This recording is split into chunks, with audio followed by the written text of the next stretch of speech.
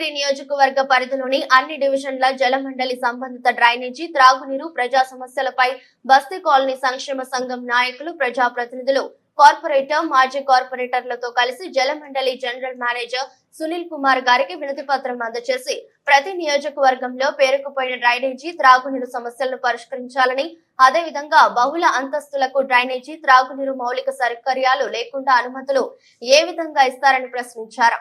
ఇందులో ముఖ్యంగా భరత్ నగర్, కావకూర్, రాజగృహ కల్ప వాసులకు త్రాగునీరు సౌకర్యం కల్పించాలని, Sharan Nagar, Ganga enclave, MEC colony, Kaveri enclave, Turkapally, Bharat Nagar, Kowkur, Matsyabollaram, Alwal, Venkatapuram, Yapral, Neredmet, Vinayaka Nagar, Moulali, KCR Basti, Hanuman Nagar, Malkajgiri, Vani Nagar, Gautam Nagar పలు బస్తీ కాలనీలలో నెలకొన్న జలమండలి సమస్యలను పరిష్కరించాలని కోరారు. ఈ అన్ని అపార్ట్మెంట్లకు ఫీజిబిలిటీ రిపోర్ట్ ఉంది. నీళ్లు ఓపెన్ ప్లాట్లకు పోతున్నాయి.